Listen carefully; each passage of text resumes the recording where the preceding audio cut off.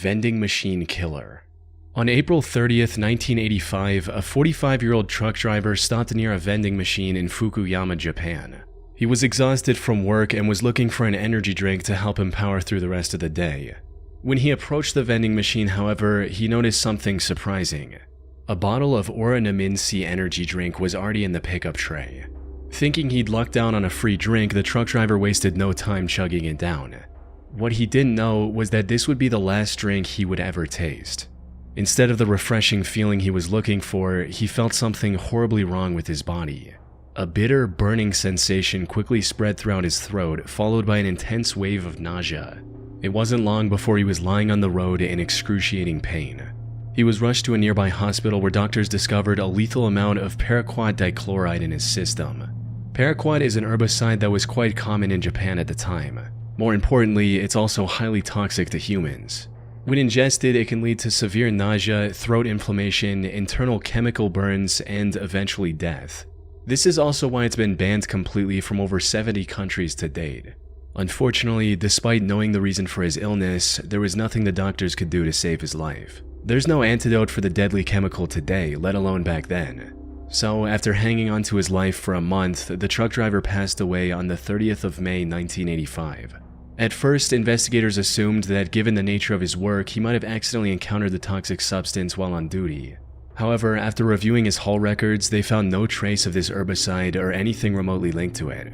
This left them with only one conclusion: the chemical was mixed into the drink he consumed just moments before collapsing in agony.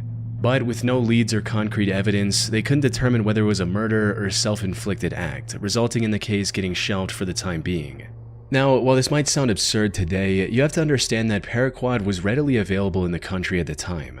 You didn't need any prescription or identification to purchase the chemical, leading to over 1,400 people using it as the poison of their choice in 1984 alone. In other words, the possibility of it being self-inflicted was just as high. However, just as the investigators were about to give up on this case completely, they received tragic news. Another person had fallen victim to the same poison after consuming Oranaminsi on the 5th of September. Then another 6 days later, and one more 2 weeks after that. By this point, it was clear that someone was deliberately poisoning vending machine drinks across Japan. This was the work of a deranged serial killer. Unfortunately, this supposed killer was also extremely thorough. He didn't leave any fingerprint or DNA evidence on the drinks he tampered with, and only targeted vending machines with no CCTV cameras nearby. As for why his victims willingly drank the unknowingly poisoned drinks he left behind, that had to do with the buy one get one free promotion Oranaminsi was running around the time to entice younger consumers. However, since some people only wanted the one drink, they often left the second free drink near the vending machine as a gift for the next person. This was common enough that people didn't find the laced drinks suspicious and drank them without a second thought. Sadly, this method was terribly effective. By the end of the year, this mysterious vending machine killer had claimed the lives of 12 victims and had severely injured 35 more. But as I mentioned earlier, this killer was a master of hiding his tracks. He operated all across western and central Japan, as well as Tokyo, making it near impossible for investigators to pinpoint his location. The lack of evidence also made it difficult to figure out his motive. Some speculated that he was doing all this to extort money from Otsuka Pharmaceutical, the company that made Oranaminsi. This is because in 1984, a group called the Mystery Men with 21 Faces threatened to poison food products unless the companies paid them money. So some believed that the vending machine killer was a copycat and wanted something similar. However, this theory didn't last very long because Otsuka Pharmaceutical didn't receive any demands or extortion letters from the perpetrator. Additionally, the killer also began using other drinks, like the drink Real Gold and even Coca-Cola. Hiroaki Iwao, a Tokyo professor of criminal sociology, proposed a more disturbing theory regarding the killer's motives. He stated, "It is not uncommon for Japanese who live under tremendous pressure, both on the job and in overcrowded communities, to let out their frustrations by hurting someone else. The person responsible may even wait around to see who buys the poisoned drink. He or she may find this is a kind of exhilarating release from the tensions of life in Japan."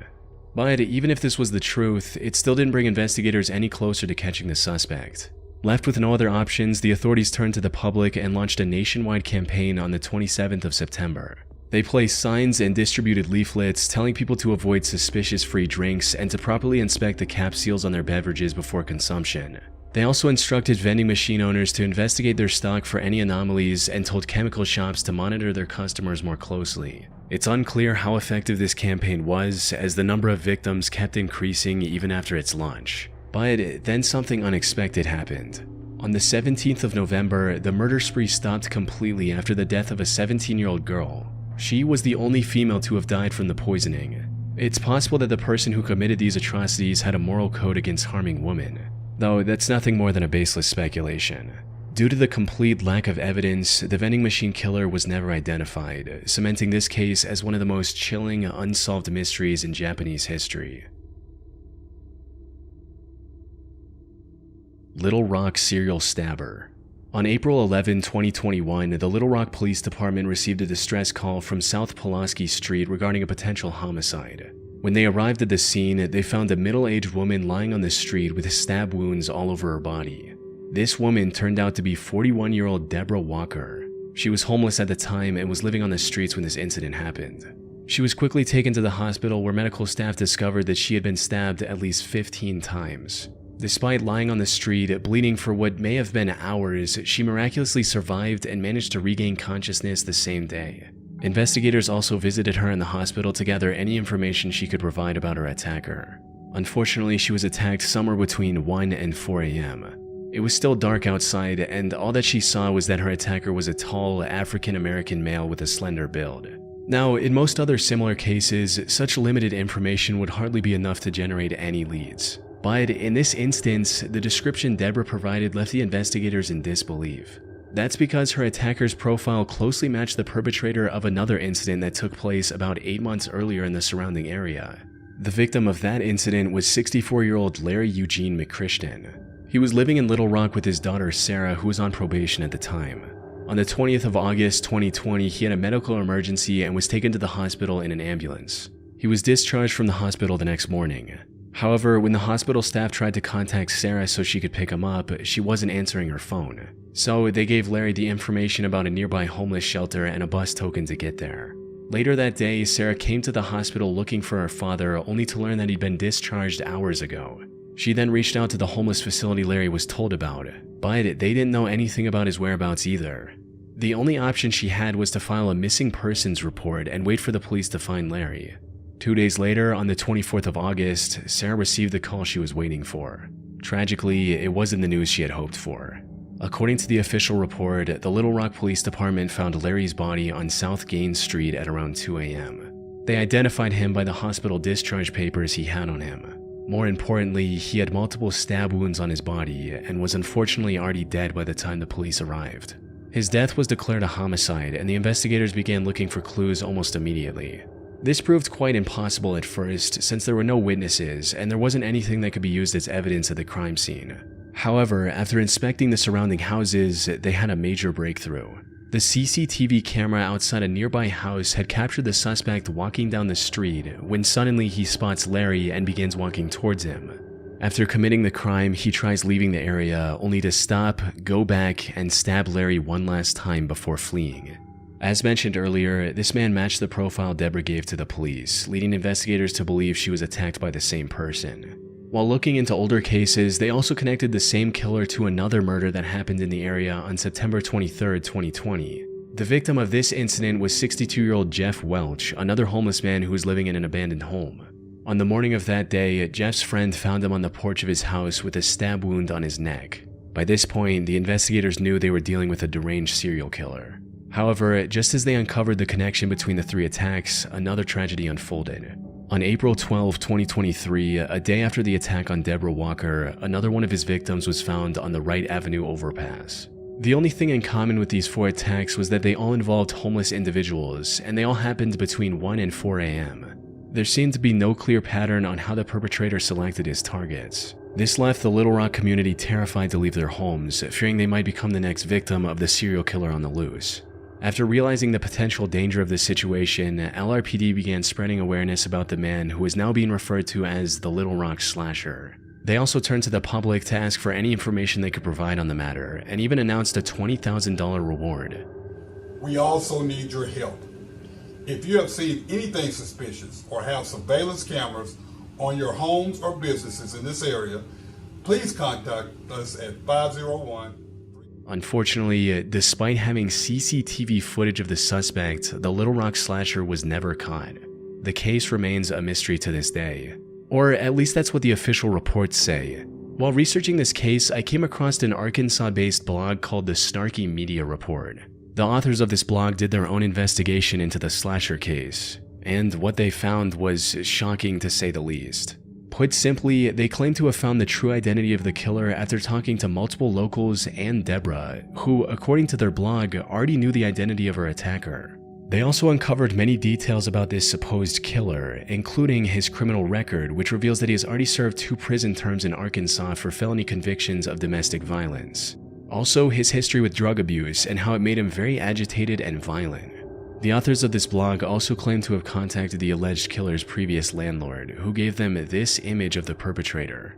Which begs the question, if they know so much about the slasher, including his legal name, why didn't they give this info to the police? That's where the case goes from creepy to bizarre, since, according to them, they've already given everything they had to the relevant authorities. Despite this, the Little Rock police didn't make any progression in catching the serial killer. Snarky Media also published a video of the Little Rock mayor and police chief refusing to answer questions about the case. This seems to hint at something incredibly shady going on behind the scenes. That said, there's no way for me to confirm if the authors of the Snarky Media blog are telling the truth. For all we know, their whole investigation is made up, and this is just some random guy who has nothing to do with the 4 attacks, and it's all a ploy to make the Little Rock Police Department look bad.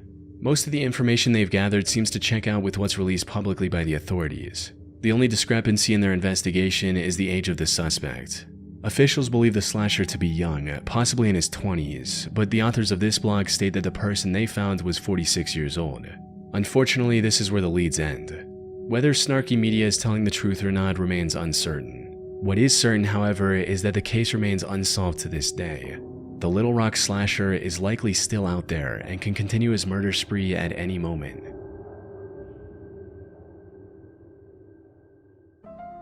Thanks to Trade Coffee for sponsoring this video.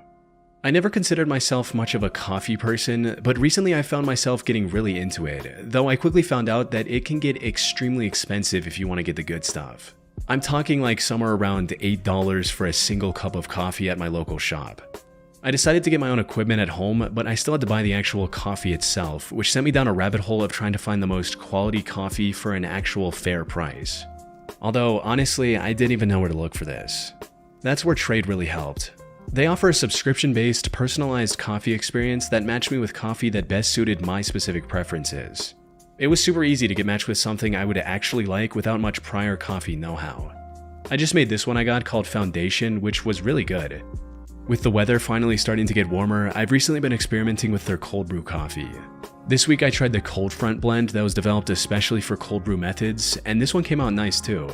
It was really smooth and not too bitter, which I like, and it even had a little bit of sweetness, almost like a nice caramel or chocolate taste. They sent me a Hario cold brewer, which made it really easy to make, and for a limited time, Trade is giving these away for free when you sign up for a cold brew subscription at drinktrade.com/chilling. That's drinktrade.com/chilling to get your free cold brew maker with select cold brew subscriptions. On February 17, 1997, 21-year-old Patrick McNeil went out with his friends. He spent the evening out drinking with his friends in the Dapper Dog Bar in Manhattan.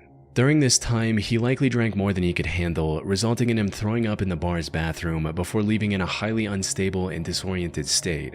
Patrick was then seen turning left onto 90th Street, heading in the direction of the East River. This was the last time anyone would see Patrick alive. Following this night out, Patrick vanished into thin air. Despite extensive efforts, authorities found no leads or clues to his whereabouts. That is until April 7, 1997, when Patrick's lifeless body was found in the East River 50 days after his disappearance.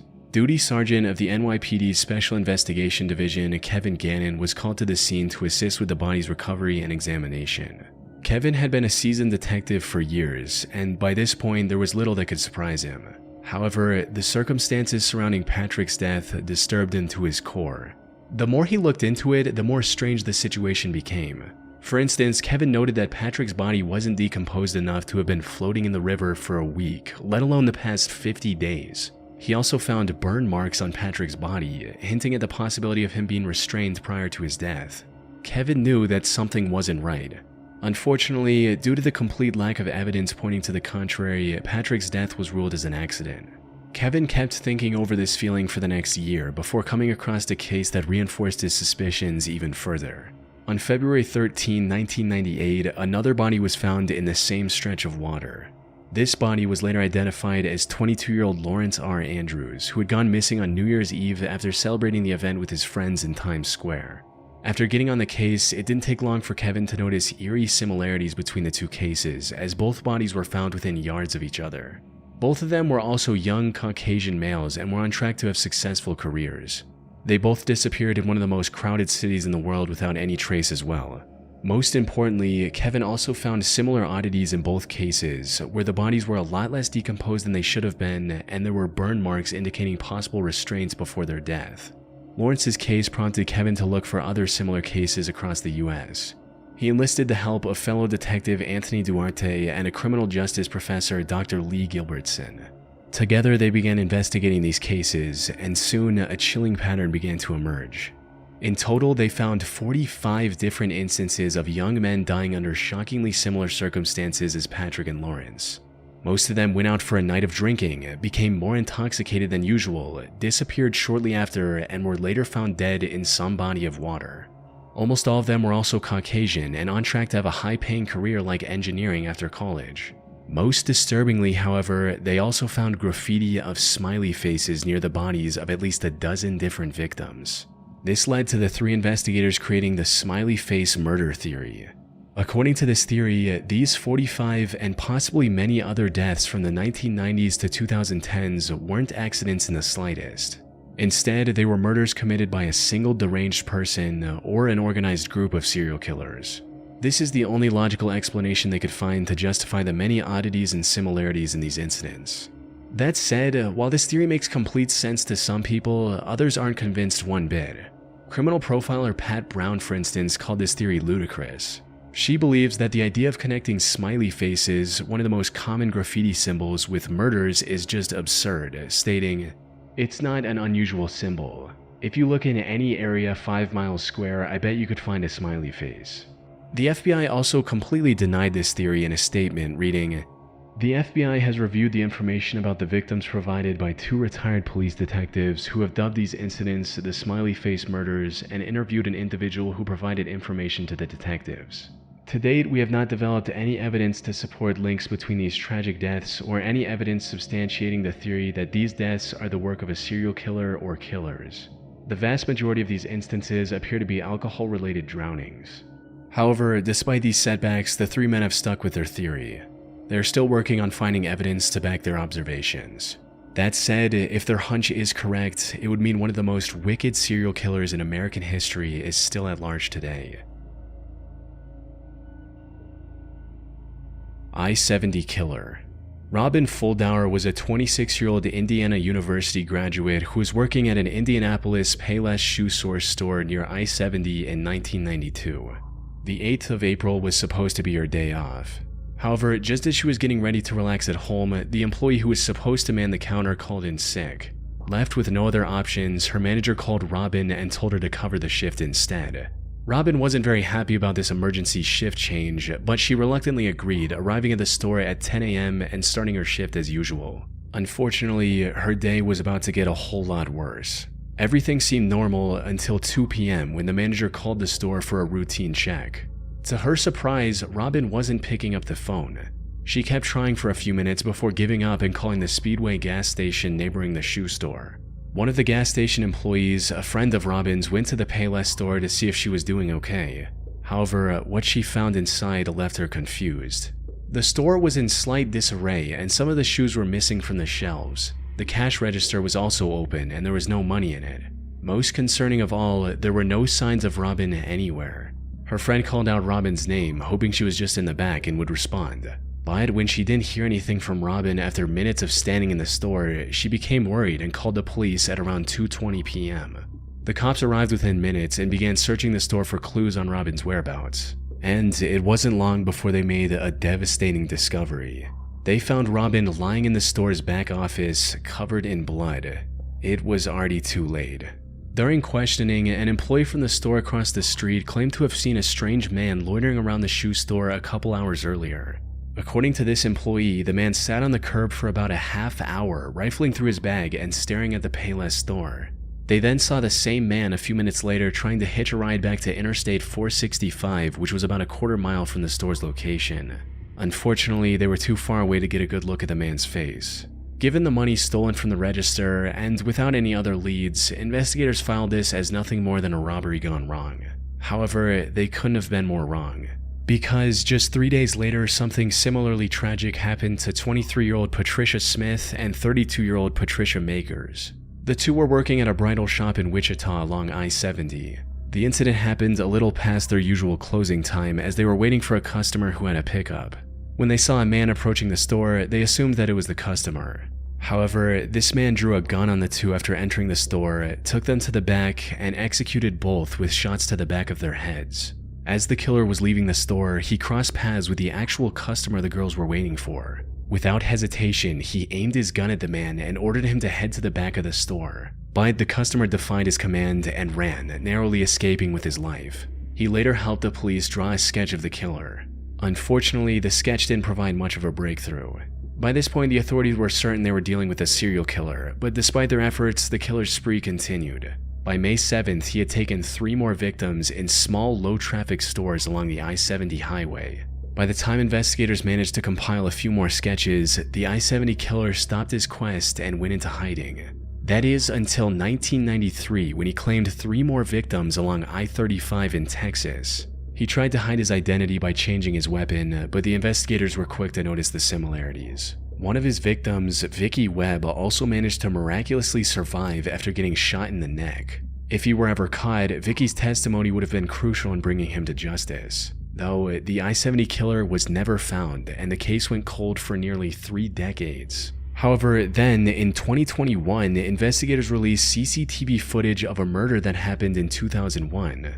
The suspect in this footage looks strikingly similar to the I-70 killer's sketches, potentially giving authorities the lead they need to finally catch him. It's likely only a matter of time before he runs out of places to hide and is captured. But for now, he's still out there, evading police and leaving the case unresolved. We can only hope he doesn't take any more victims in the meantime.